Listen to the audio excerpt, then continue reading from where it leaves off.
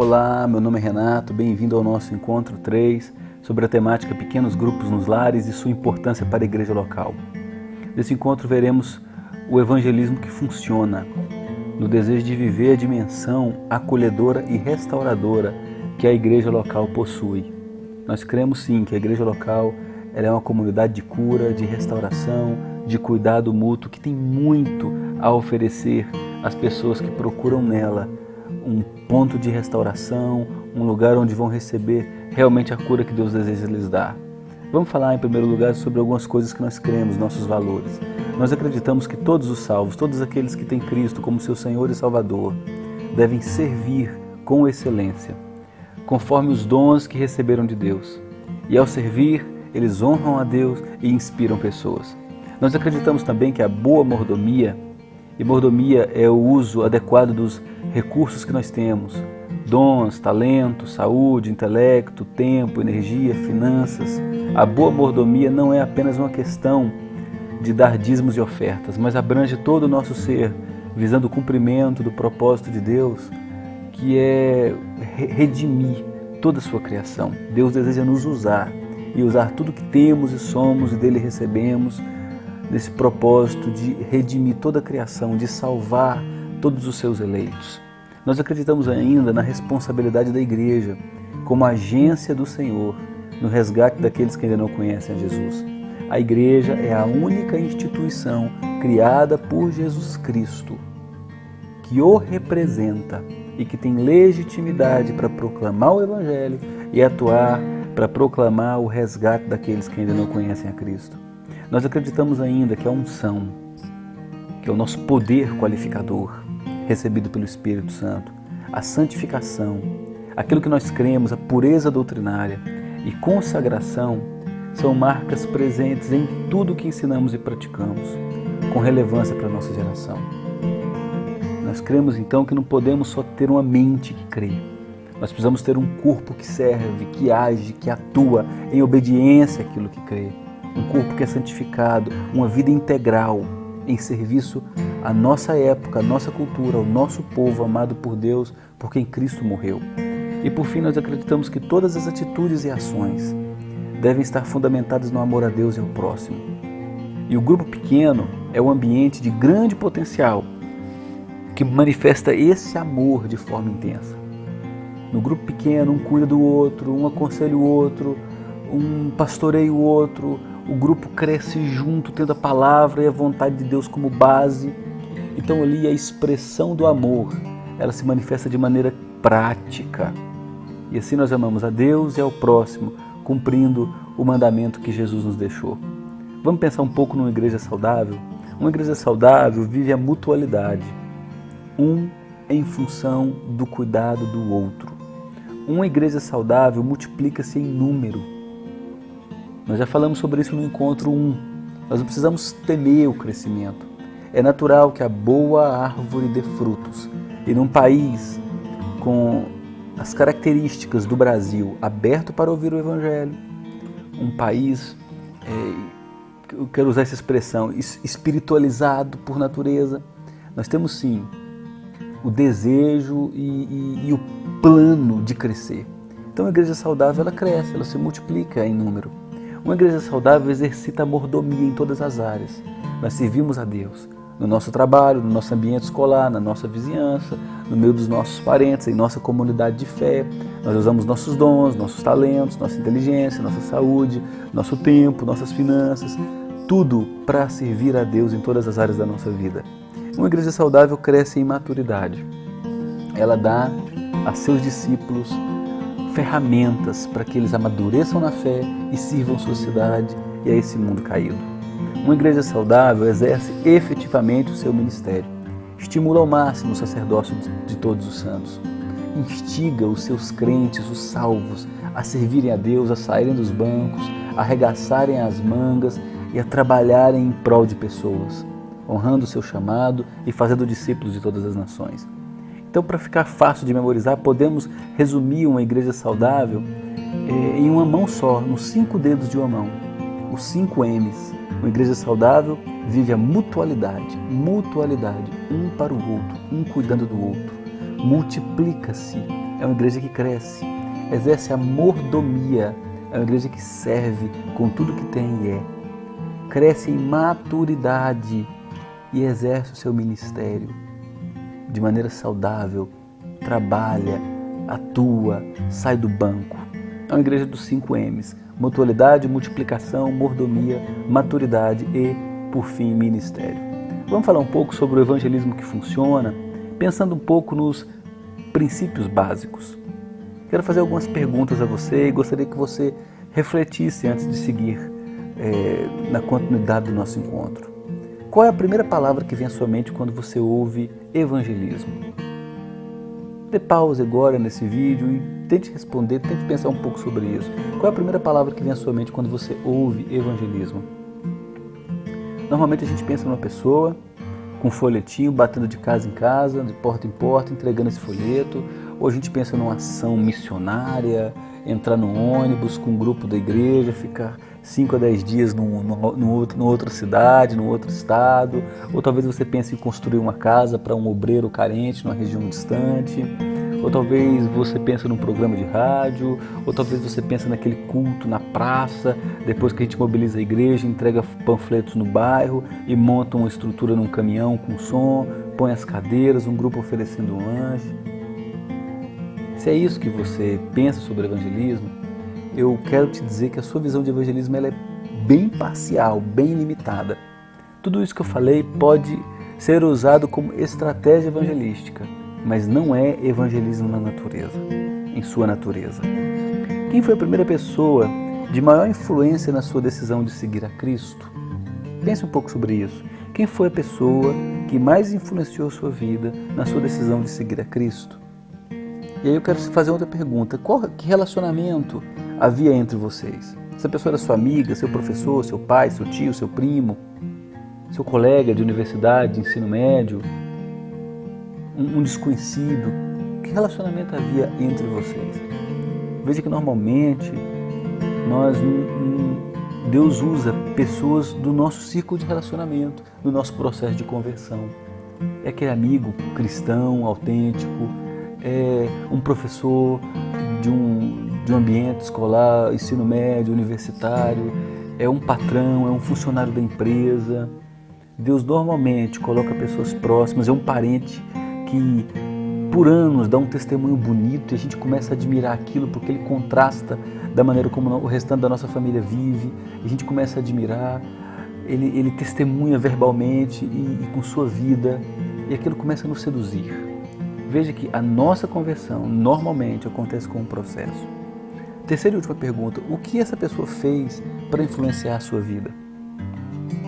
O que a pessoa que influenciou em sua conversão fez para te marcar, para chamar a sua atenção? Pense um pouco, dê pausa e pense um pouco. Normalmente, essa pessoa primeiro ganhou você pelo testemunho de vida.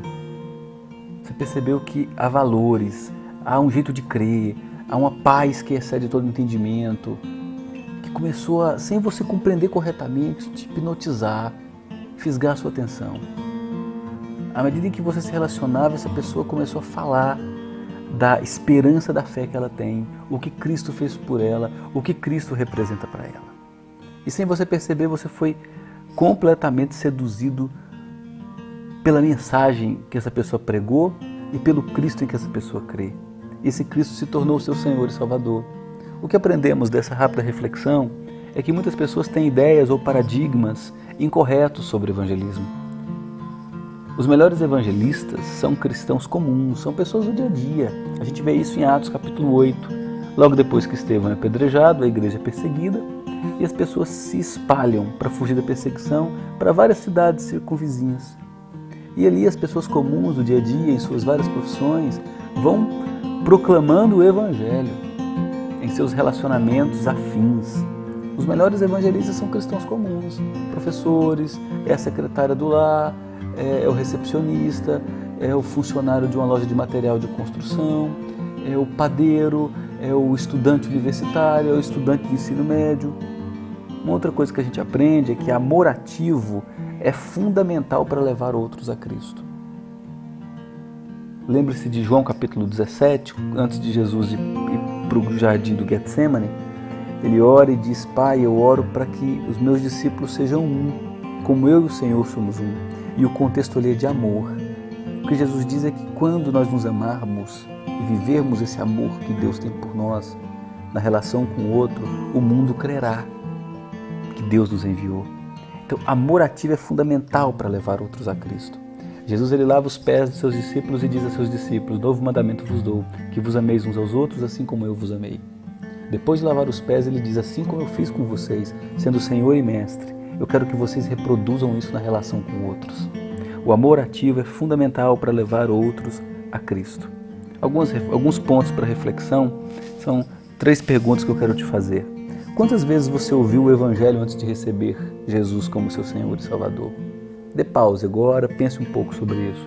Quantas vezes você ouviu o Evangelho antes de receber Jesus como seu Senhor e Salvador? Segunda pergunta: quanto tempo levou esse processo? Do primeiro contato com o cristão até sua conversão. Terceira pergunta: quantas pessoas estiveram envolvidas no processo de sua vinda a Jesus como Senhor e Salvador? Aperte pause, por favor, e reflita sobre essas 3 perguntas. Você deve perceber, se você é uma pessoa comum, como eu e a maioria das outras, você vai perceber que a nossa conversão ela não se deu de imediato, ela ocorreu num processo. Deus foi colocando pessoas ao longo dos anos em nossa vida, em diferentes pontos, em diferentes momentos, e essas pessoas primeiro testemunharam, essas pessoas testificaram, falaram de sua esperança, foi um folheto aqui, foi uma fala ali, foi um conselho sábio ali, foi uma música num outro momento, foi a Bíblia aberta, foi um acampamento, um retiro, foi um culto no lar para o qual nós fomos convidados e aquela palavra nos impactou de maneira profunda. Mas se você pensar sobre essas perguntas, você vai chegar à conclusão que Deus usou vários relacionamentos próximos a nós. No longo de um período, foi um processo, muitas pessoas estiveram envolvidas. O que a gente aprende de tudo isso? Em primeiro lugar, que evangelismo precisa de tempo. Em segundo lugar, que geralmente muitas pessoas estão envolvidas. E aí eu quero tratar alguns mitos e algumas verdades sobre evangelismo com você. O primeiro mito é que evangelismo significa alcançar estranhos. Eu vou fazer uma campanha numa cidade distante, levar um grupo da igreja, fretar um ônibus, entregar um monte de folheto e vai acontecer um monte de conversão. Pode ser que isso ocorra. Deus é um Deus de milagres, Ele atua de maneira sobrenatural e misteriosa. Mas normalmente, no dia a dia, a realidade é que a maioria das pessoas é alcançada por amigos. Amigos que caminham junto, que se importam com os problemas, que se colocam na brecha, que dão bom testemunho de vida, que dão bons conselhos, que na hora de dificuldade se aproximam quando todos se afastam, abrem a palavra, falam de sua esperança, influenciam positivamente aquela pessoa, até que ela se entregue a Cristo como seu Senhor e Salvador. Qual a implicação disso? É que os membros dos pequenos grupos vão focalizar seu amor e suas orações nas pessoas mais próximas a eles. Então é ideal que o pequeno grupo comece a instigar cada uma das pessoas que frequentam o pequeno grupo a orar por amigos, a marcar um jantar, marcar um almoço, convidar para ir para o cinema, convidar para uma viagem curta, convidar aquele amigo para algum hobby, ou um futebol, uma academia, ou uma aula de violão, ou seja o que for. Os membros dos pequenos grupos vão focalizar o seu amor, suas orações nas pessoas mais próximas, os relacionamentos afins. Um outro mito sobre evangelismo é a maioria das pessoas é alcançada por pregadores profissionais. Isso é um mito, viu? Muita gente crê nisso. Eu já ouvi essa seguinte frase: o papel do pastor é pregar bem, as pessoas chegarem, encherem a igreja e se converterem. Mito. A maioria das pessoas não é alcançada por pregadores profissionais. A maioria das pessoas é alcançada por cristãos comuns. Porque o pastor está atrás de um púlpito proclamando a palavra 3, 4 vezes por semana aos cristãos. Mas ele não consegue conviver com o relacionamento dos cristãos. Tem um cristão que é dono de uma pequena empresa. Ele convive ali com 10, 12 funcionários mais suas famílias. Tem um outro que está no ensino médio, convive ali com mais 25 a 30 adolescentes. Tem um outro que está no ambiente universitário. Tem uma outra senhora que é dona de casa. Ela convive com um grupo de vizinhos ali, 8, 10 mulheres com crianças pequenas que levam seus filhos para o parque. Então a maioria das pessoas é alcançada por cristãos comuns. A implicação é que iremos treinar cada pessoa a compartilhar Jesus com palavras e ações. Esse é o papel do pastor como treinador de líderes e da igreja, é treinar seus discípulos a compartilhar Jesus com palavras e com ações. É ajudá-los nesse processo de maturidade cristã e de testemunho. Um outro mito sobre o evangelismo é a conversão normalmente é instantânea. A realidade é que conversão é um processo. É claro que há casos em que a pessoa já nasceu convertida. Ela não se lembra, aconteceu aquela pregação, aquele dia da minha conversão. Desde que eu nasci eu sei que eu sou um cristão. Ok, isso existe, mas são as exceções. Normalmente a conversão é um processo. Ao longo dos anos a pessoa vai ouvindo. Quando vê, sem ela saber, ela já crê. Ela não sabe quando foi, por que foi, ela simplesmente crê. A implicação é que iremos oferecer muitas oportunidades, já que é um processo, para as pessoas ouvirem o Evangelho. Um pequeno grupo funcionando semanalmente tem esse poder muito grande de, através dos relacionamentos, abrir as escrituras, oração, testemunho de vida, múltiplas estratégias, um piquenique, uma viagem, uma ida ao cinema, mas antes segue um roteiro. O pequeno grupo dá essa múltipla opção, oportunidade para as pessoas ouvirem o Evangelho. Um outro mito é que evangelismo significa apenas dizer palavras corretas. Isso é um mito. Eu preciso decorar isso, mais isso, e o resultado será esse. A realidade, normalmente, é que as pessoas são ganhas por meio de amor prático e palavras. Muito mais do que a gente fala. Veja se um amigo seu está com um filho doente e o carro está na oficina. Você pega seu carro, vai lá, pega o filho dele, junto com ele, leva ao hospital. Alguém faleceu, um tio, um primo.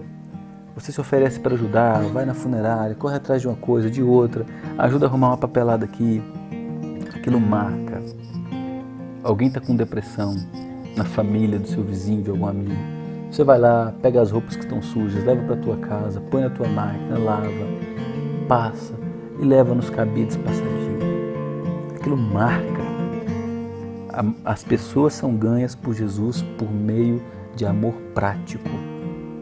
E à medida em que você atua nesse amor prático, você tem autoridade para falar da razão de sua esperança. A implicação de tudo isso é que a gente vai encorajar os membros dos pequenos grupos a olharem para as necessidades das pessoas e atuarem nessas necessidades e assim expressarem o amor de Cristo com ações e com palavras.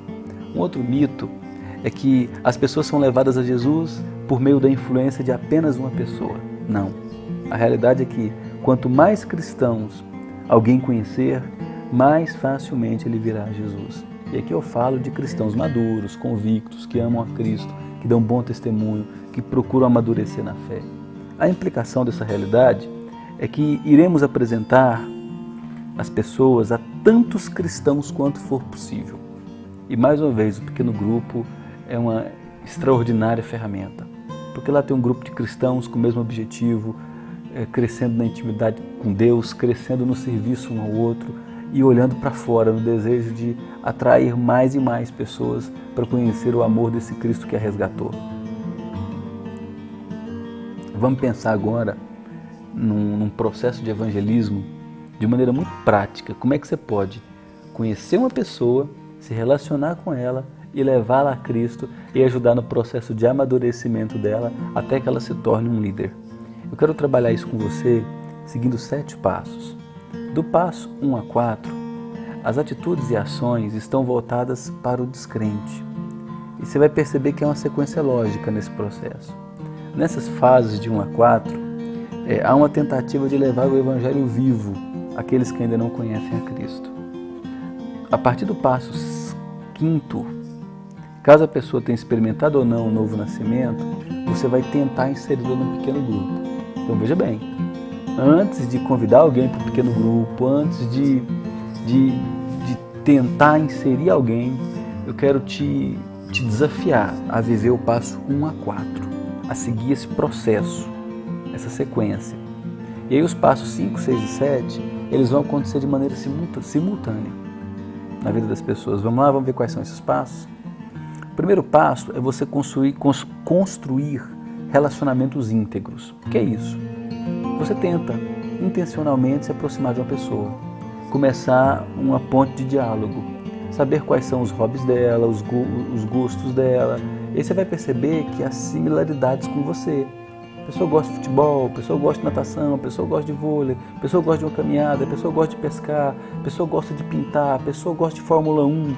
Você vai tentar construir similaridades de comunicação e investir nessa pessoa, pegar o número do telefone, mandar uma mensagem, um WhatsApp, procurar saber o dia do aniversário, mandar uma mensagem, abrir sua casa para oferecer um jantar, oferecer um lanche, chamar essa pessoa para almoçar junto. Você vai estabelecer relacionamento. O segundo passo é apresentar um testemunho verbal. À medida em que você caminha com essa pessoa num relacionamento de amizade que está sendo construído, você vai perceber que muitos links serão construídos. Ela vai dar muitas aberturas para que você fale de maneira muito cautelosa, prudente, sábia, da razão de sua esperança. Eu quero sugerir aqui que você escreva o seu testemunho e ensaie o seu testemunho em 1,5 minuto a 2 minutos. Você pode pausar aqui ou depois desse encontro 3, escrever o seu testemunho em 2 minutos e treiná-lo, para você apresentar o seu testemunho verbal, aquilo que Cristo fez em sua vida, se lembrar de algum milagre, de alguma atuação, dizer o quanto esse Jesus é importante para você, sua esperança, o que ele fez, como ele te mudou, como ele tem sustentado sua vida. O terceiro passo é você promover encontros facilitadores. O que isso aqui quer dizer? Você vai pegar outros cristãos, marcar um churrasco, marcar um piquenique, marcar uma ida ao cinema. Se for ao cinema, vocês vão marcar de se encontrar 1 hora antes para fazer um lanche. São encontros com outros crentes bacanas. Vai ter um dia da família, com churrasco numa fazenda, com piscina, com futebol, com o encontro das mulheres. Você vai promover esses encontros facilitadores, intencionalmente. O quarto passo, você vai agregar essa pessoa à grande congregação. O que é isso? É o aniversário da igreja, é aquela cantata de Páscoa, é a cantata de Natal, é aquele encontro de fim de semana que vem um pregador bacana, é aquele culto festivo, é um jantar dos namorados. Você vai começar a trazer a pessoa ao grande grupo. Veja que só no quarto passo, porque primeiro você construiu um relacionamento de amizade. À medida em que esse relacionamento foi se aprofundando, você deu o seu testemunho. Depois você promoveu encontros facilitadores com outros cristãos. Quando ela for convidada para a comunidade de fé, muitas barreiras já terão sido quebradas. Ela vai perceber que os outros crentes são gente bacana, gente como ela, gente que se alegra, gente que tem uma esperança. Quando ela chegar à grande congregação, ela não terá um impacto muito grande. Aí vem o quinto passo. O quinto passo é inserir essa pessoa no grupo pequeno. Aí sim, ela está pronta para ser convidada. Ela vai conhecer alguns cristãos, vai chegar, vai estar ambientada. Ela vai saber que aquele povo é um povo que tem problemas, mas deposita sua esperança em alguém maior. O sexto passo é você estimular essa pessoa a servir em um ministério significativo. Se ela converteu, você vai discipulá-la, ela batiza, professa a fé e você estimula essa pessoa a servir num ministério significativo. Ministério de música, ministério de casais, algum serviço artesanal, entregar sopa em hospitais, alguma atividade evangelística de natureza externa, né? Aquela que a gente estava falando, de entregar um folheto, de fazer um mutirão. Essas coisas também são muito importantes. Você vai estimular essa pessoa a servir. E por fim, você vai orientar essa pessoa a exercer a boa mordomia dos bens. Ela tem que entender que quando eu me rendo a Cristo como Senhor e Salvador, toda a minha vida está engajada, meu bolso está engajado. Minha casa, minha saúde, meu tempo, meu intelecto, você vai estimular essa pessoa a abrir a sua casa, a pôr a mão no bolso e contribuir, a ajudar, a servir pessoas. Isso será fácil porque ela terá visto você investir nela, pôr a mão no bolso para bancar um encontro, um retiro espiritual, fazer um churrasco na tua casa para chamá-la, promover alguma atividade. Ela terá visto isso em você e naturalmente será muito mais fácil dela reproduzir isso. Percebe como esses 7 passos são lógicos e Deus pode usá-los de maneira grandiosa na conversão de pessoas? Então procure segui-los, procure decorá-los. Passo 1, construa relacionamento. Passo 2, apresente seu testemunho. Passo 3, promova encontros com outros crentes. Passo 4, convide essa pessoa à grande congregação, que é a nossa igreja. Passo 5, participe de um grupo pequeno. Insira essa pessoa. Passo 6, incentive essa pessoa a servir em algum ministério. Ajude a identificar algum dom, algum talento e estimule-a a servir. E passo 7, instigue essa pessoa, encoraje essa pessoa a exercer a boa mordomia de sua vida, seu tempo, suas finanças, seus dons, seus talentos, sua saúde. Tá ok? Vamos refletir sobre algumas coisas? Como sua própria experiência e os desafios da Bíblia se relacionam com seus paradigmas de evangelismo. Lembra que a gente conversou ainda há pouco que normalmente os nossos paradigmas, a nossa maneira de entender evangelismo é alguém entregando folheto, convidando alguém para ir para o culto, para ouvir o nosso pastor? Pois é, a Bíblia não diz isso. A Bíblia diz que o evangelismo acontece através dos relacionamentos, no dia a dia, quando eu dou a minha vida em função das pessoas que naturalmente Deus colocou ao meu redor. Então eu preciso colocar os meus paradigmas à disposição de Deus para serem quebrados e que Deus construa novos alicerces de crença em mim, alicerces bíblicos. Segunda pergunta, você poderia dizer que está vivendo um estilo de vida de evangelismo por relacionamento? Aperta pausa agora e reflita um pouco sobre isso. Será que você pode dizer honestamente que a sua vida reproduz um evangelismo por relacionamento? Você tem feito discípulos, você tem marcado pessoas ao seu redor a ponto de levá-las a Cristo, discipulá-las, participar de seu batismo e profissão de fé, ajudá-la no crescimento, em sua emancipação, até que essa pessoa cuide de outros? Você tem reproduzido e vivido esse projeto de Deus para a sua vida? Terceira e última pergunta. Qual deve ser o próximo passo para que você e sua igreja se tornem mais eficientes no evangelismo? Qual deve ser o próximo passo para que você e sua igreja se tornem mais eficientes no evangelismo? Talvez, eu quero trazer algumas sugestões aqui. Talvez você precise começar a se abrir para perceber pessoas que têm chegado em seu ambiente de fé, em sua igreja local. Chegue um pouco mais cedo, antes do culto.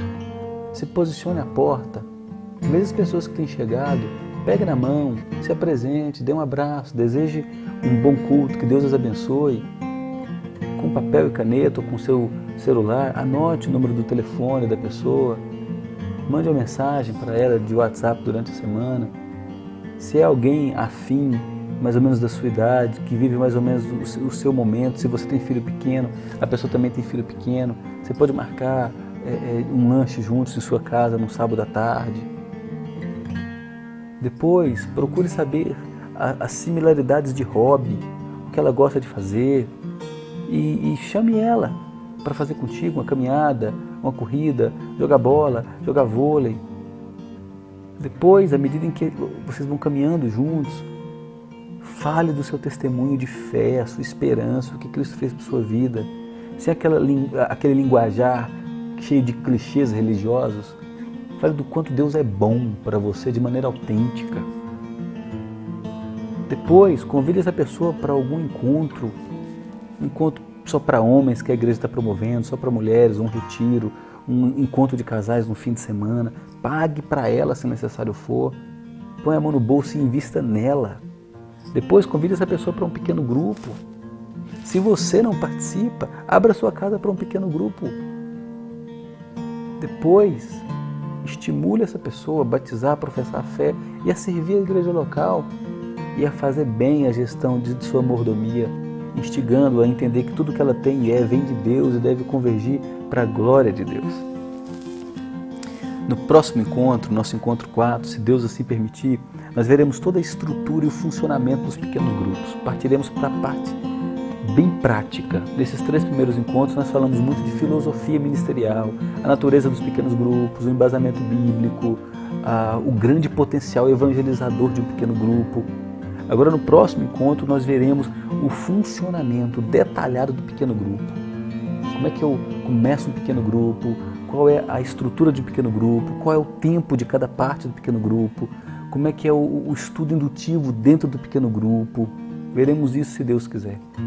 Mas o meu propósito nesse 3º encontro foi instigar você a colocar os seus paradigmas, as suas crenças em xeque e a perceber que evangelismo é muito mais que entregar um folheto, que convidar alguém para ir para a nossa igreja ou ouvir o nosso pastor.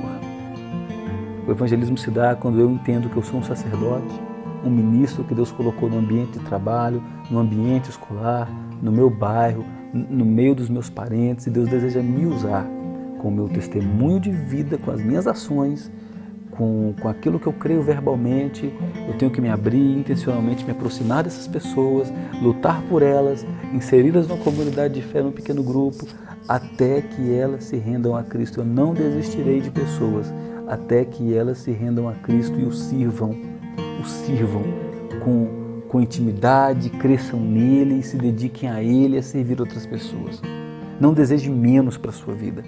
Deus te chamou para você ser um sacerdote, para você influenciar pessoas, para você discipular gente, para você ser um treinador de vidas, para você ser bênção na vida de outras pessoas. Indo, portanto, diz Jesus a seus discípulos, fazer discípulos de todas as nações, ensinando-os a guardar todas as coisas, até que eu venha. Eis que estou convosco todos os dias, até a consumação dos séculos. Deus te abençoe, um forte abraço e até o nosso próximo encontro.